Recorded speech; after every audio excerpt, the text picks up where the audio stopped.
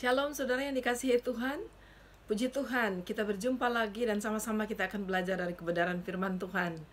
Dan kita sudah sampai di dalam kitab Bilangan 34 sampai 36 dan itu adalah bagian terakhir dari kitab Bilangan. Dan kita akan bersiap-siap, besok kita akan masuk kepada kitab yang berikutnya, yaitu kitab Ulangan. Kita bersyukur kepada Tuhan dan kita boleh belajar lagi hal-hal yang penting untuk kita jadikan itu berkat, jadikan itu dorongan, jadikan itu kekuatan, dan bahkan penghiburan buat kita dalam pembacaan kita pada hari ini dalam kitab Bilangan 34 sampai 36. Puji Tuhan. Mari kita langsung masuk ke pasal 34, di mana di situ Tuhan berfirman kepada Musa untuk memberitahukan kepada Musa batas-batas tanah perjanjian yang akan segera mereka bangsa Israel masuk. Dan walaupun Musa tidak ikut serta di sana, tetapi Tuhan meminta Musa, dan Tuhan juga masih tetap berbicara kepada Musa, dan Musa tahu persis apa dan bagaimana dan di mana bangsa Israel itu akan sungguh-sungguh sampai kepada tanah perjanjian yang sudah dijanjikan Tuhan bagi mereka. Dan batas-batas tanah Kanaan itu, Kanaan atau perjanjian yang memang Tuhan berikan bagi mereka.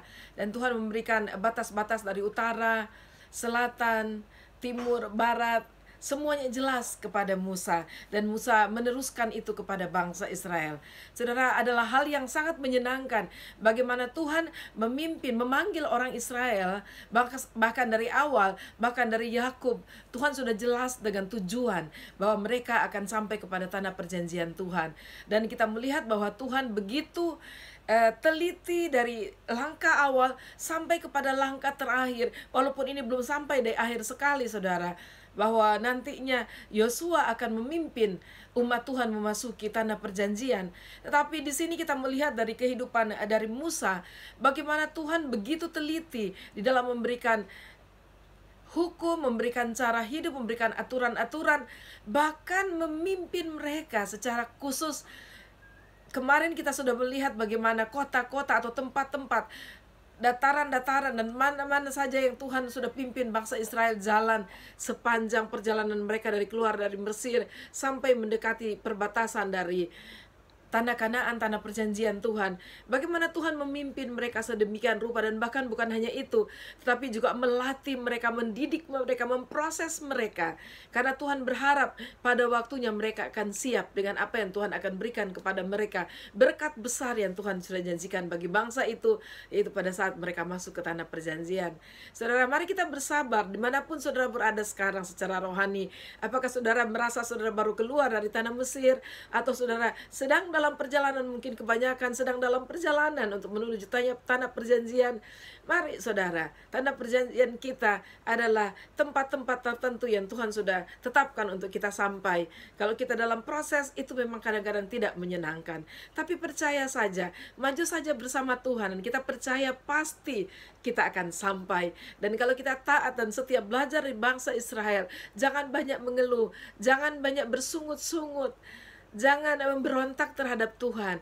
Patuh dan setia saja, bersukacita di dalam tuntunan, pemeliharaan, dan segala hal yang Tuhan sudah siapkan. Segala aturan bahkan dan firman, dan segala hal yang dapat membangun, menolong kita. Walaupun kadang-kadang sepertinya membatasi kita untuk melakukan berbagai hal, tapi kita tahu semuanya bermaksud untuk kebaikan kita. Dan saya sangat senang, walaupun untuk orang tertentu membaca bagian-bagian ini adalah membosankan, mungkin membuat mengantuk, tetapi saya sangat-sangat suka, karena di balik dari pembacaan ini saya melihat janji Tuhan bagi kita semua. Haleluya, saudara. Tuhan bukan hanya berbicara tentang batas-batas dari tanah Kanaan, tetapi Tuhan juga memberitahukan, berfirman kepada Musa, bagaimana Musa harus melakukan pembagian atas tanah Kanaan itu kepada suku-suku bangsa Israel. Dan setiap suku boleh mendapatkan jatah tanah mereka sesuai dengan besar kecilnya ukuran mereka. Karena Tuhan ingin juga mereka hidup bersama dalam kumpulan suku mereka. Dan Tuhan katakan kalau mereka besar jumlahnya, mereka juga dapat menempati tempat yang lebih besar, termasuk kota-kota. Ada 48 kota yang ditentukan oleh Tuhan harus ada di sana bagi mereka, baik itu di seberang atau saudara tahu yang kemarin kita sudah bicara soal Gad dan Ruben, suku Gad dan Ruben, dan setengahnya dari suku Yusuf, yaitu suku Manasye, dan mereka tinggal sebelum mereka mendapat bagian di seberang Sungai Yordan, seberang Kanaan, saudara. Dan itu sudah termasuk di daerah Kanaan, ya, dataran. Tetapi kita bersyukur kepada Tuhan, sungguh Tuhan tahu apa yang mereka perlukan, dan Musa melakukannya. Dan Musa tahu persis, jadi sebelum dia sungguh-sungguh pulang berkumpul bersama leluhurnya, kata Allah kepada Musa, dia juga tahu suku mana berada di mana, termasuk sukunya sendiri, suku Lewi berada di mana. Dan suku Lewi kita tahu mereka tidak ada tempat khusus bagi mereka, tetapi mereka berada di 11 suku yang lain. Dan tidak lagi 11 karena Yusuf dihitung menjadi 2, Manasye dan Efraim.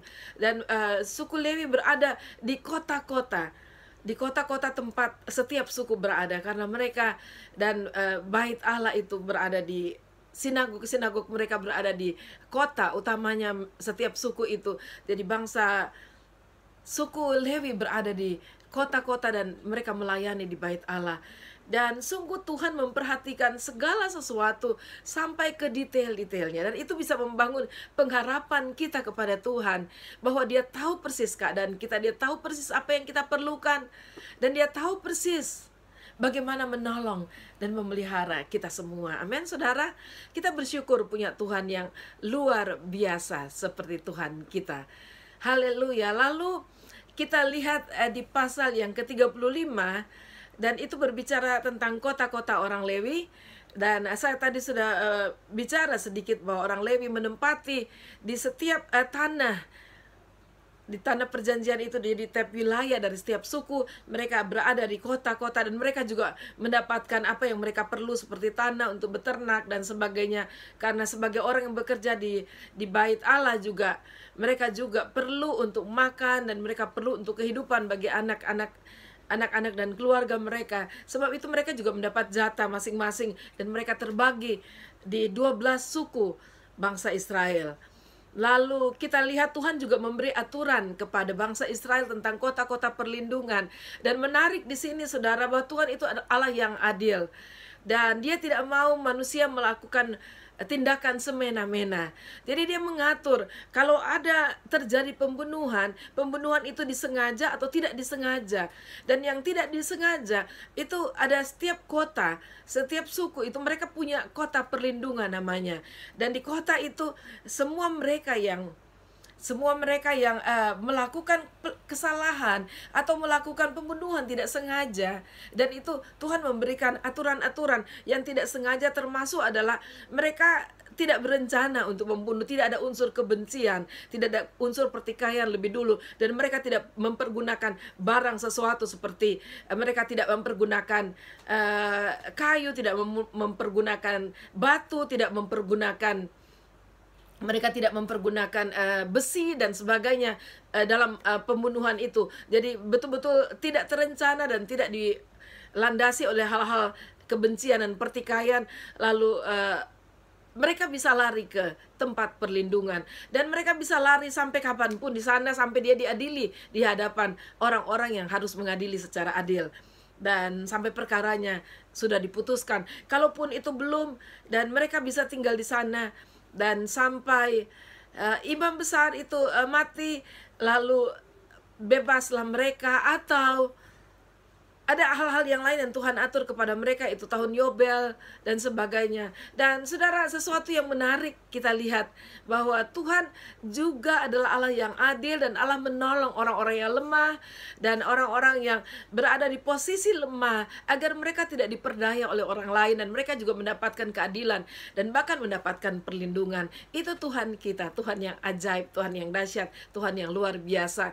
Lalu di pasal 36 berbicara tentang syarat perkawinan anak-anak perempuan mengenai hak waris.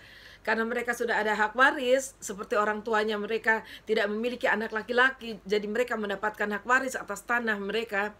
Lalu bagaimana kalau mereka menikah? Nah, di situ juga Tuhan mengatur kalau mereka menikah, mereka boleh bersama-sama dengan suami. Tetapi kalau suami meninggal, mereka ada aturan-aturan. Dan bahkan kalau mereka menjual itu, sama seperti aturan yang pernah dikatakan bahwa itu akan kembali kepada mereka lagi. Dan Tuhan begitu detail mengatur bangsa Israel, termasuk perkara-perkara yang sangat-sangat injak tanah kalau mau dibilang ya, sangat-sangat bawah, saudara, yang seharusnya kita pikir kita bisa diatur oleh masyarakat, boleh diatur oleh bangsa Israel sendiri, tetap pemimpin mereka sendiri. Tetapi Tuhan juga memberikan cara-cara. Karena apa? Karena Tuhan ingin segala hal yang Tuhan mau itu terjadi di dalam keadilan, di dalam kasih, dan juga di dalam penghargaan kepada pemimpin-pemimpin mereka. Dan Tuhan tahu juga kemampuan yang dapat ditanggung oleh para pemimpin bangsa Israel. Sebab itu Tuhan selalu memberi aturan, dan pada saat Tuhan memberi aturan, penghormatan mereka tidak semata-mata kepada manusia tetapi kepada Tuhan. Nah, itu dia akhir dari pembacaan kita pada hari ini, dan saya sangat tersentuh sekali dengan pasal 34, bagaimana Tuhan memperhatikan batas-batas tanah Kanaan, dan juga Tuhan memberikan bagian-bagian kepada kedua belas suku itu dengan secara jelas dan secara teratur, dan mereka menerima dengan sukacita. Dan ingatlah saudara, bahwa Tuhan tidak hanya mengurus bangsa Israel dengan tempat tinggal mereka dan tanah perjanjian mereka. Tuhan juga masih mengurus saya dan saudara. Kita mengingat perkataan Tuhan Yesus di dalam kitab Yohanes 14 ayat 2-5. Saya bacakan kepada saudara, janganlah gelisah hatimu, percayalah kepada Allah, percayalah juga kepadaku. Di rumah Bapakku banyak tempat tinggal. Jika tidak demikian, tentu aku mengatakannya kepadamu. Sebab aku pergi ke situ untuk menyediakan tempat bagimu. Dan apabila aku telah pergi ke situ dan telah menyediakan tempat bagimu, aku akan datang kembali dan membawa kamu ke tempatku, supaya di tempat di mana aku berada, kamu pun berada. Luar biasa kan saudara? Tuhan Yesus juga pada saat sebelum Tuhan Yesus pergi kembali ke surga, Tuhan sudah berbicara wanti-wanti kepada murid-muridnya, jangan gelisah dan jangan khawatir. Sebab itu kalau saudara tidak punya istana di dunia ini, jangan gelisah dan jangan khawatir. Saudara akan punya tempat yang lebih luar biasa di surga. Kalau saudara mendahulukan Tuhan, saudara hidup di dalam kebenaran Tuhan dan hidup sesuai dengan kehendak Tuhan, percaya kepada Tuhan. Dan di rumah Bapa katanya, di surga banyak tempat tinggal, dan kita dapat menikmati kehidupan yang menyenangkan bersama-sama dengan Tuhan. Dan saudara tahu nggak, ini Tuhan Yesus berbicara bahwa apabila aku telah pergi ke situ dan telah menyediakan tempat bagimu, aku akan datang kembali dan membawa kamu ke tempatku. Tuhan Yesus berbicara janji bahwa Tuhan Yesus akan datang kembali ke surga. Dan mungkin saudara bertanya, terus bagaimana kalau saya sudah meninggal lebih dulu? Saudara, Tuhan memberikan cara kepada kita. Tuhan bilang, pasti tetap kamu akan sampai ke sana.